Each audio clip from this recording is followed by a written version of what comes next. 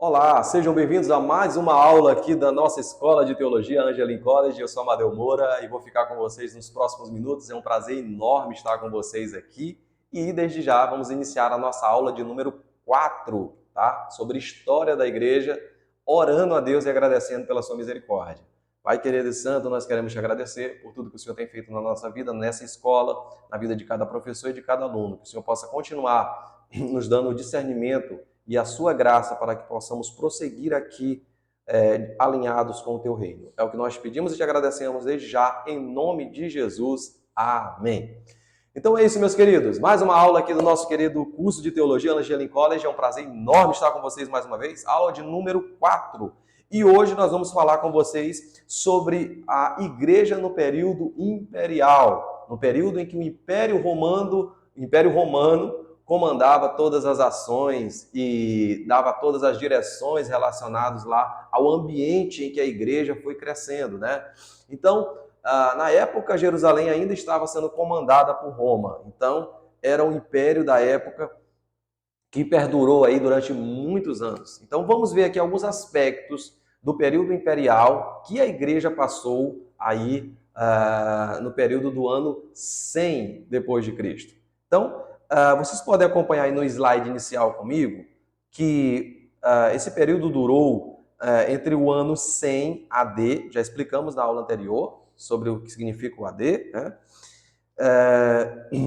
A morte de João durou desde do ano 100, que foi a morte de João, desde a morte de João até o período de 313, que foi durante o edito do imperador Constantino, tá?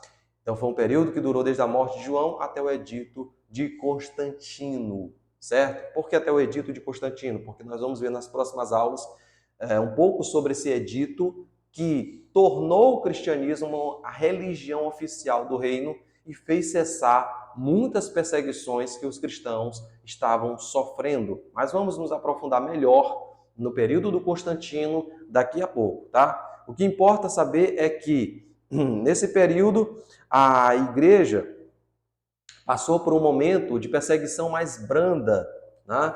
E além disso, gente, no início do segundo século, os cristãos já estavam praticamente espalhados em todas as regiões do império, já estavam radicados em todas as regiões ali próximas do império, porque a perseguição houve, muitos imperadores protagonizaram a perseguição contra o cristianismo, mas era uma perseguição que, de certa forma, permitia que o cristianismo pudesse se expandir. Porque já já a gente vai ver como se dava o julgamento contra cristãos daquela época, tá? E quais eram os critérios que os cristãos obedeciam para que não fossem mortos, para que não fossem perseguidos, tá bom? Isso a gente vai ver daqui a pouco.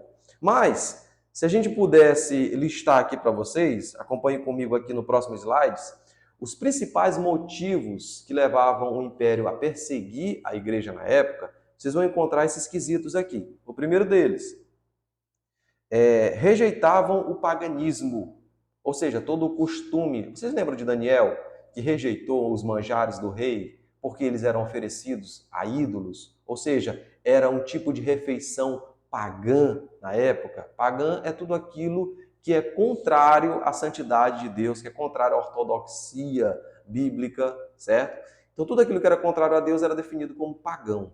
Então, gente, vocês observam que o Daniel se absteve desse padrão pagão ali na Babilônia, certo? E enfrentou consequências por conta disso. Foram em busca das práticas de vida do Daniel, descobriram que ele orava 3 vezes ao dia, trataram de arrumar um jeito de formular uma lei para proibir que pessoas orassem 3 vezes ao dia, só para poder pegar Daniel e tudo mais.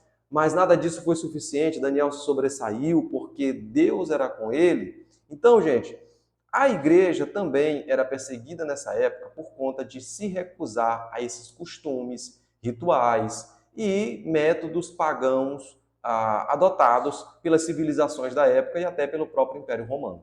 Tá? Segundo, o povo era perseguido porque rejeitavam a adoração a ídolos. Rejeitavam a adoração a ídolos. E os ídolos da época de Roma não eram apenas os ídolos das religiões pagãs. O imperador também era considerado como um representante autêntico de Deus aqui na Terra. Ele se sentia o próprio Deus. Inclusive, haviam muitos imperadores e reis também do Antigo Testamento, que nós podemos tomar como exemplo, que se consideravam divindades, construíam estátuas em praças públicas para que pudessem serem reverenciados ali pelo povo. E o Sadraque, o Mesaque, o Abednego, lá na Babilônia, é um dos grandes exemplos do povo de Deus que não se curva perante nenhum tipo de ídolo humano. E foram atirados na fornalha, mas sobreviveram pela misericórdia de Deus, mas não se dobraram. E não se dobrando, gente, aprendemos uma coisa muito valiosa com esses 3 meninos lá na Babilônia, o Sadraque, o Mesaque e o Abednego. Porque lá eles declararam, o nosso Deus, ele pode nos livrar, mas se ele não nos livrar dessa fornalha, fica certo, rei, que ainda assim nós jamais nos dobraremos diante da sua estátua.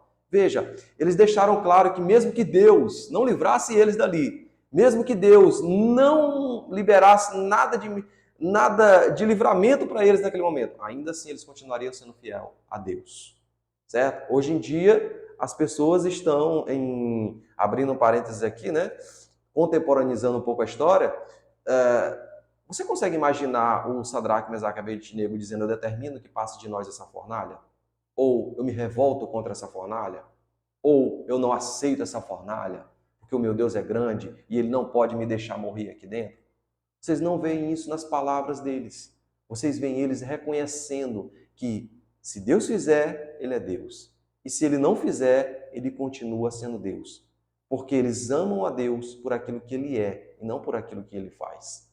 Então, esse é o princípio que devemos guardar hoje conosco, certo? De não determinarmos o que Deus tem que fazer, mas antes sermos determinados a fazer o que Deus determina. Esse é o nosso objetivo, certo, gente? Então, o Sadraque, o Mesaque e o Abednego, assim como a igreja perseguida, não se curvavam diante desses ídolos, estátuas de imperadores, estátuas de ídolos pagãos, e por conta disso eram perseguidos. Outro aspecto da perseguição, rejeitavam a adoração ao imperador. Já falamos aqui que o imperador gostava de utilizar essas estátuas para ser adorado. E haviam outros rituais também dentro do império que apontavam para uma adoração direta ao rei. Inclusive jantares, festas, comemorações que eram direcionadas à idolatria ao imperador. E os cristãos não participavam disso. Consequência, eram perseguidos. Segundo ponto, os cristãos em suas reuniões secretas. Sim, quando os cristãos se reuniam de forma secreta para fugir da perseguição, alguns olhavam para isso como algo de errado. E acusavam, olha lá, eles estão se fechando, eles não estão deixando ninguém ver o que eles estão fazendo, porque com certeza coisa boa não é. Olha só, essas reuniões secretas demais dos cristãos. Será que eles não estão usando isso para tramar algo contra o rei, contra o imperador? E aí várias acusações eram imputadas contra os cristãos por conta disso, que na verdade só queriam se proteger das perseguições através dessas reuniões secretas, que se davam principalmente em casas, tá? E o outro ponto que destacamos é esse aqui, gente, o último. Os cristãos não faziam acepção de pessoas. Ou seja, para o cristão da época, o imperador, desde o imperador até o faxineiro do rei, eram para Deus pessoas com o mesmo peso e com a mesma medida. Ou seja, as classes sociais, os poderes hierárquicos da época não tinham interferência na maneira como Deus derramava sua misericórdia no homem. Ou seja, podia ser branco, preto, rico, pobre, não interessava o tipo de pessoa que você era, mas sim que tipo de coração você queria ter. Isso era importante para Deus. E então, os cristãos foram acusados na época de anarquia, que queriam que todo mundo vivesse do seu próprio jeito, fizesse tudo do seu jeito, que não precisaria de poderes constituídos, não precisaria de reis, não precisaria de imperadores, o povo podia fazer o que bem entendesse e estava tudo certo. Então, essa foi a acusação sobre os cristãos, de anarquia. Tudo porque eles não queriam fazer acepção de pessoas. Amém? E, para a gente não perder tempo, eu queria trazer para vocês, gente, alguns imperadores que participaram dessa perseguição prévia à igreja, antes do edito de Constantino, tá? Passaram alguns imperadores antes de Constantino que mantiveram a perseguição contra os cristãos. Mas eu queria trazer algumas verdades sobre esse tipo de perseguição que os cristãos sofriam nessa época.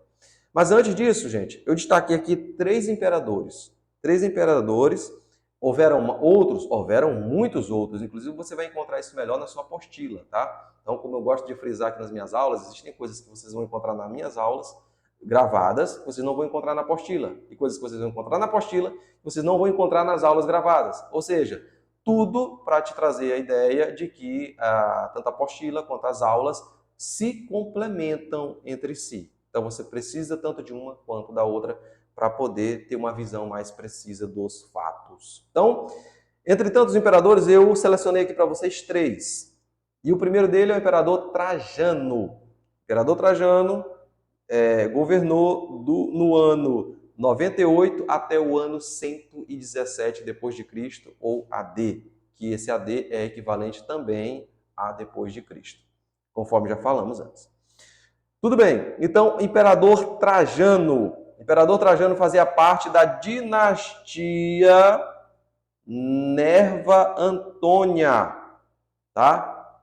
Gente, todo imperador fazia parte de uma dinastia, que era um grupo de poder, tá? Um grupo de poder dentro do reino, ok? A dinastia do Trajano era um pouco diferente da dos demais. Por quê? Porque geralmente uma dinastia era baseada no nepotismo, na família. O filho reinava depois do pai, depois o filho do filho, e ia sendo uma sucessão familiar dentro do reino. Essas eram as principais dinastias da época, certo? Constituída por pessoas ligadas ao mesmo sangue. Porém, a dinastia que o Trajano pertencia era um pouco diferente. Era uma dinastia Nerva Antônia. Que dinastia era essa? Era uma dinastia que não era baseada no sangue, no parentesco. Era uma dinastia que era baseada apenas em pessoas que eram adotadas por essa dinastia, independente de serem familiares ou não, ou pessoas que faziam parte do reino de uma forma relevante, eram incorporados a essa dinastia. E era essa dinastia que fazia parte o imperador Trajano, certo? E foi o Trajano que estabeleceu uma lei que dizia que todo aquele cristão que fosse condenado e que fosse exigido que ele negasse a sua fé e não negasse, ele seria condenado. Então, corrigindo, todo cristão que fosse acusado de algum crime, certo? E durante o julgamento ele não negasse a sua fé e os seus princípios, não negasse de uma forma a se retratar pelo que fizeram, ele era condenado. E muitos eram crucificados e lançados às feras durante o período de Trajano. Então, ele foi o que estabeleceu essa lei, que se houvesse a necessidade de um cristão negar sua fé diante do julgamento e ele não negasse, ele seria condenado, tá? Expandindo ainda mais aí a perseguição. O terceiro imperador Adriano, que foi do ano 117 até o ano 138 depois de Cristo. Ele reprimiu os judeus de forma muito violenta também, o imperador Adriano. Reprimiu através de escravidão, de penas duras, houve uma perseguição enorme. Porém, por incrível que pareça, o imperador Adriano era um rei que propagou dentro do seu governo um período de muita paz e segurança. Por incrível que pareça, perseguia os cristãos, perseguia, mas ele foi um dos precursores de um período de muita paz e segurança dentro do reino romano. Ele era um cara que visitava alguns vilarejos, atendia às necessidades do povo de forma mais direta, era bem altruísta também dentro do seu governo e foi muito destacado entre os imperadores romanos por ter trago vários avanços econômicos dentro do império, certo? E ele morreu no império em agonia, em desespero, tipo que um delírio, né? Esse foi o cenário da sua morte, que era um imperador que viajava muito pelo império para poder entender melhor as necessidades daquele povo, tá? imperador Adriano. E agora a gente chega em mais um imperador Marco Aurélio, que governou no ano 161 até o ano 118 depois de Cristo. O Marco Aurélio, ele era bem agressivo em relação às penas aplicadas a cristãos que não seguiam a legislação romana à risca, tá? O Marco Aurélio, por exemplo, ele era aquele tipo de imperador que mandava decapitar cristãos, mandava decapitar, lançar para as feras. E uma das principais acusações dele em relação a alguns cristãos na época era de inovação. Ou seja, cristãos que apresentavam as ordens divinas como um parâmetro de vida. E o imperador entendia, não, o parâmetro de vida são as leis de Roma. O parâmetro de civilização, os parâmetros que vão reger a civilização romana, vêm de Roma. E aí eles olhavam para os cristãos fazendo algumas coisas bem diferentes daquilo que Roma apresentava. E chamavam os cristãos de inovadores. Esse povo inova demais. Esse povo tenta fazer coisas diferentes demais. Porque o povo de Deus, em qualquer época, sempre vai ter um perfil diferente. Porque o perfil do povo sempre vai estar alinhado muito mais ao reino dos céus do que ao reino da terra. Então, qualquer reino aqui nessa terra vai enxergar o reino de Deus, representado pelos cristãos aqui, como muito inovadores. Então, ele achava que os cristãos estavam, de certa forma, afrontando a legislação de Roma. E então, ele aplicava essas penas duras aos cristãos, mas vale ser ressaltado também, a respeito do Marco Aurélio, é que ele não permitia que nenhum cristão ou nenhuma pessoa no reino fosse condenada sem a comprovação cabal da culpa do condenado. Os cristãos não eram condenados de forma aleatória por Marco Aurélio. Ele não olhava para um grupo de cristãos e, por não gostar do jeito como eles andavam, se vestiam, simplesmente ia lá e mandava executar eles. Não funcionava dessa forma. Tudo acontecia a partir da legislação romana, a legislação penal romana. Esses cristãos eram encaminhados para esse sinédrio, né, que era o tribunal conhecido do Império Romano. Lá eles eram julgados e, se fossem realmente comprovados, com fatos, com provas, de que aqueles cristãos haviam cometido crimes, aí sim eles seriam condenados. O problema é que o crime de alguns cristãos era ficar com a Bíblia em detrimento da legislação de Roma. Se Roma, por exemplo, baixasse um decreto que todo cidadão que vivesse em suas terras tinham que se curvar diante do imperador e tratar o imperador como Deus. Se essa fosse a lei do império, o que os cristãos iam fazer? Iam ficar com a lei de Deus. E automaticamente seriam julgados, condenados e executados. Certo? Então, esse era o cenário da perseguição aí antes do edito de Constantino. Então, citei para vocês aqui 3 imperadores, tá, gente? Um dos mais conhecidos, os 3 mais conhecidos aí dessa época de perseguição da igreja. Agora, a gente vai aqui para os homens de Deus da época que foram mais perseguidos. Houveram muitos homens de Deus na época que foram perseguidos, tá, gente? Muitos homens de Deus. E eu destaquei aqui para vocês alguns deles, certo?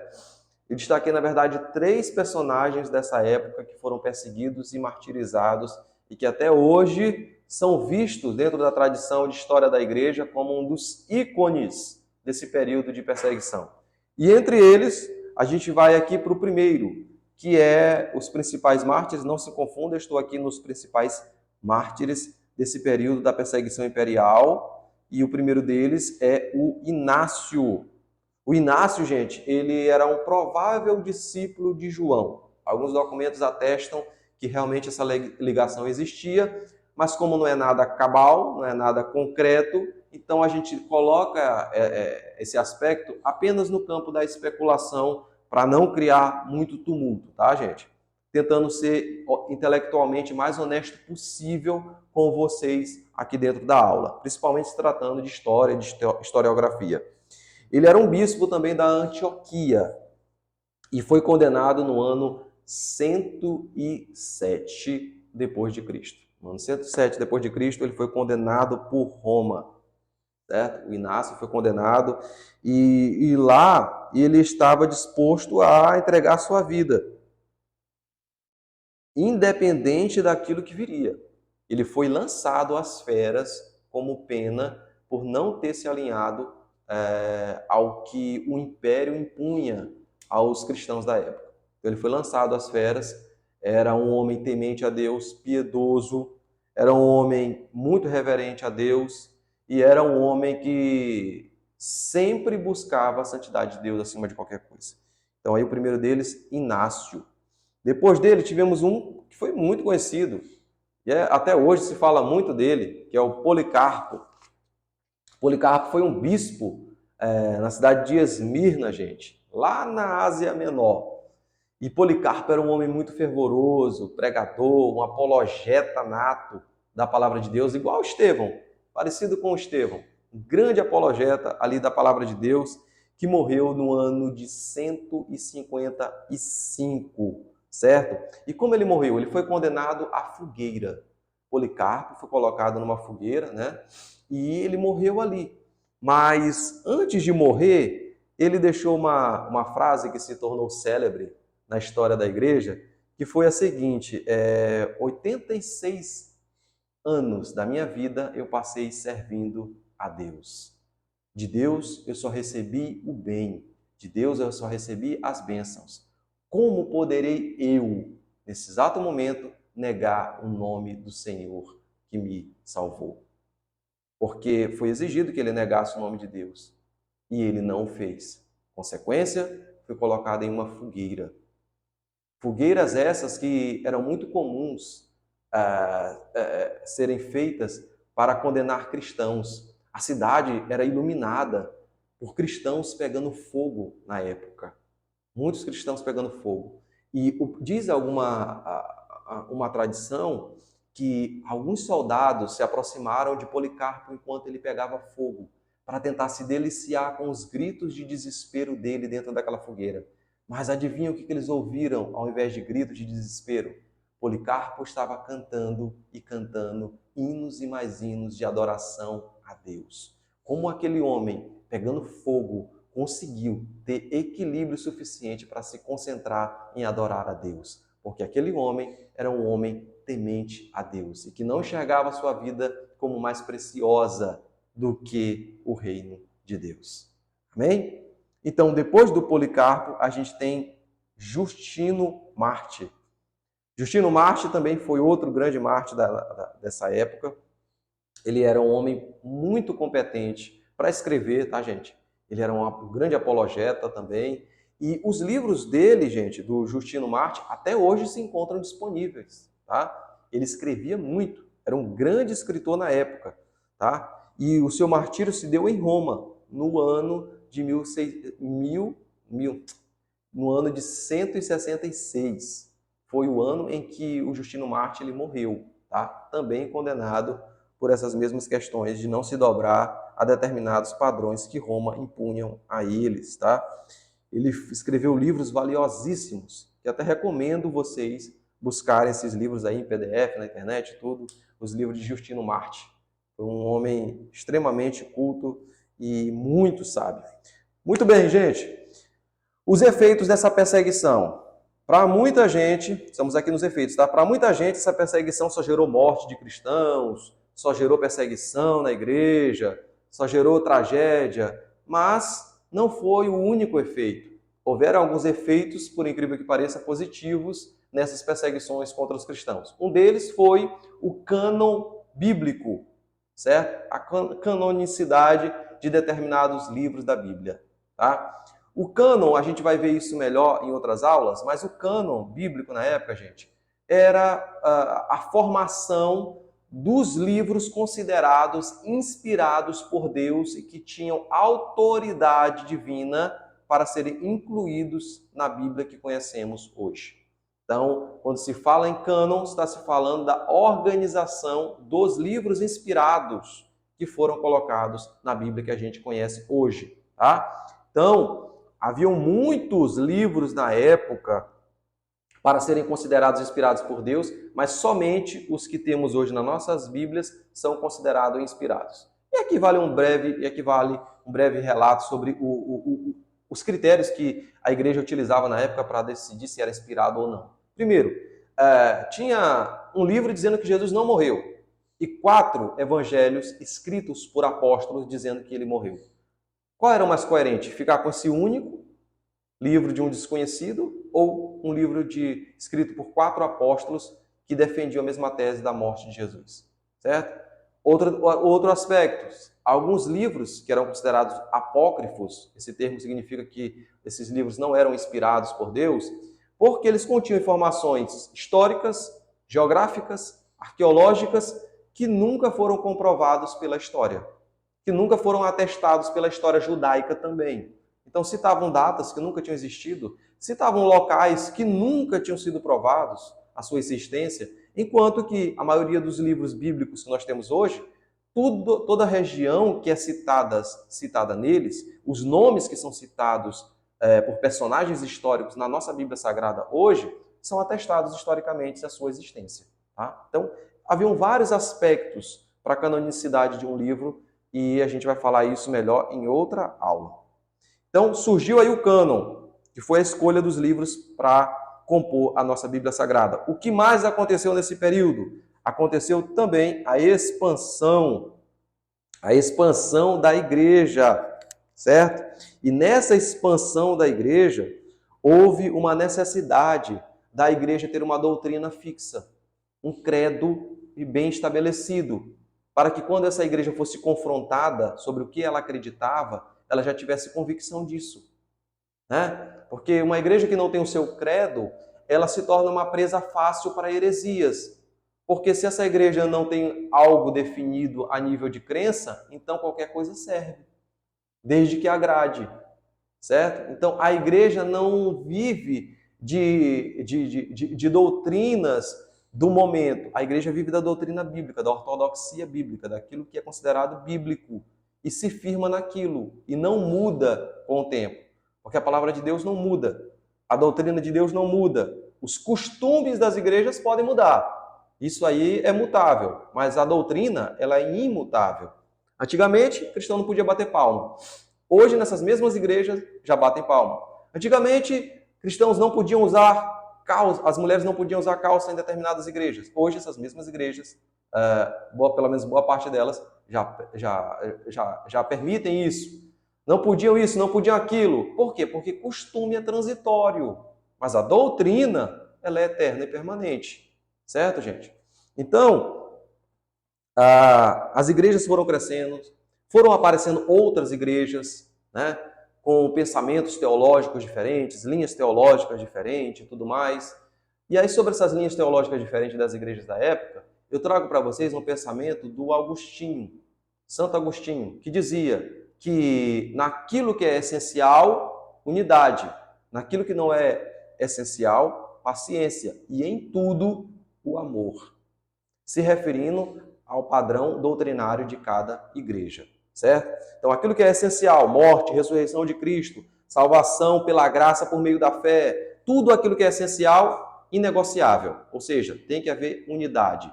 Aquilo que não é essencial, tipo bater palma, não bater palma, usar verde, usar azul, usar amarelo, pintar a igreja de amarelo, de verde, de preto, aquilo que não é essencial, paciência e caridade e amor. E em tudo, o amor, certo? Então, esse é o pensamento dele. A igreja foi se expandindo e, com o crescimento da igreja, automaticamente, heresias e grupos heréticos foram surgindo para tentar distorcer a palavra de Deus, a fim de negá-la e fazer com que o cristianismo não tivesse o seu crescimento necessário. Então, eu trouxe para vocês aqui, gente, esse já é o nosso último slide, 3 seitas da época da perseguição cristã da igreja, que vale serem ressaltadas aqui para vocês. E eu queria trazer elas de uma forma bem objetiva. E a primeira delas, gente, abrindo só um parêntese antes de falar sobre essas 3 seitas, eu queria dizer para vocês que nessa época existiam 3 escolas teológicas de peso, inclusive escolas teológicas que formaram Orígenes, Tertuliano e Cipriano, que foram grandes expoentes da teologia histórica. Tá? Estudar esses caras é um banho, um caldo grosso da melhor teologia possível. Tá? Então eles se formaram nessas escolas, que foram as escolas de Alexandria, as escolas da Ásia Menor e a escola da África. Alexandria, Ásia Menor e África. Foram as 3 escolas teológicas da época que mais formaram teólogos de nível acadêmico naquele período. Muito bem.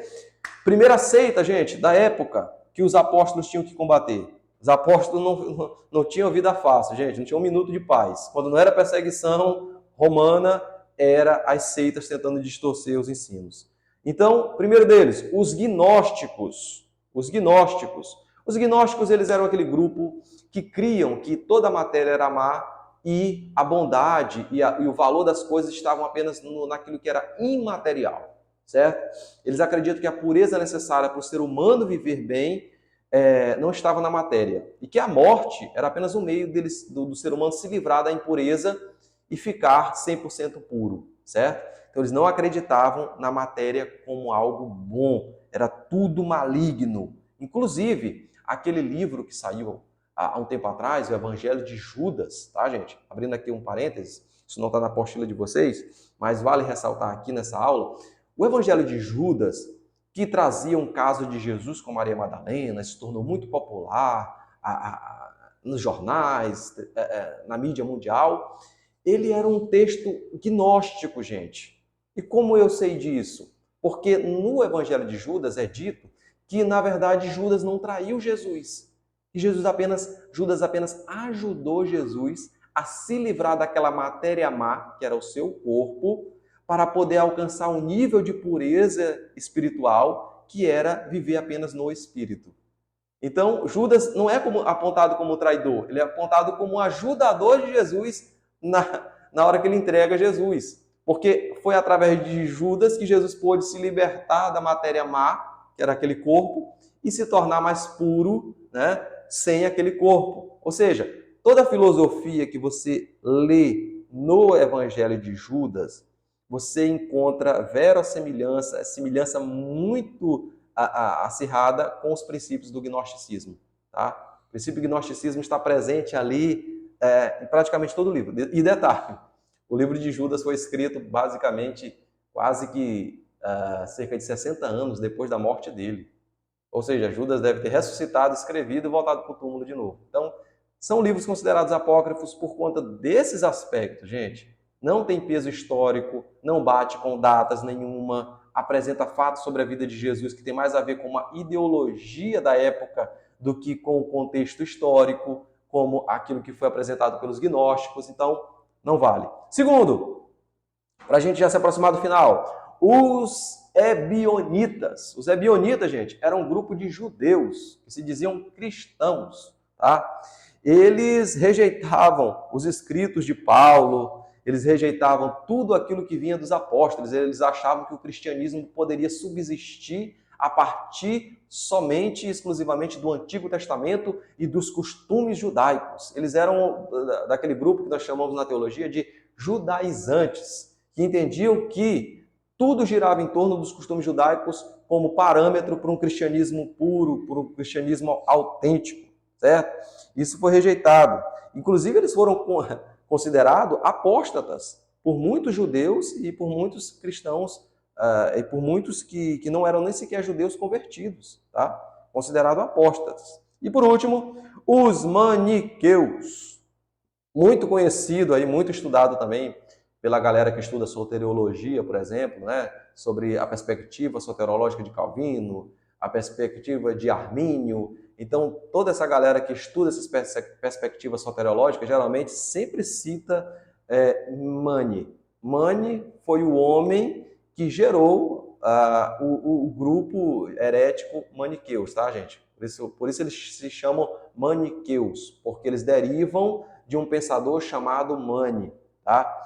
Então, o que eles defendiam? Eles defendiam a eterna guerra do bem contra o mal, colocando o bem no mesmo nível do mal e que Deus disputava contra o diabo, os reinos do mundo, e que o diabo ora vencia, ora Deus vencia, e nós sabemos que o confronto de Deus com o diabo nunca houve equilíbrio. Deus sempre teve o poder e todo o poder acima de qualquer outra força. Não existe uma força acima ou que se equipara à força de Deus ao longo da história. E os maniqueus, eles rejeitavam Jesus, porém eles criam em um Cristo celestial, tá? Os maniqueus acreditavam que haveria um Cristo celestial, com natureza divina, porém o Cristo que veio, e é o que nós cremos, para os maniqueístas, ele não é o verdadeiro Cristo, tá? Eles rejeitavam toda a obra de Cristo na cruz, os milagres, tudo aquilo que se descreve a respeito de Jesus nos evangelhos é negado pelos maniqueus. Eles só aceitam que haverá sim um Cristo celestial, mas que não é exatamente esse que nós cremos. Então, gente, é isso. Eu agradeço mais uma vez a paciência de vocês aqui. Essa foi mais uma aula, a aula de número 4 da nossa Escola de Teologia. Agradeço a paciência de vocês mais uma vez. Que Deus abençoe a cada um e até a próxima. Amém.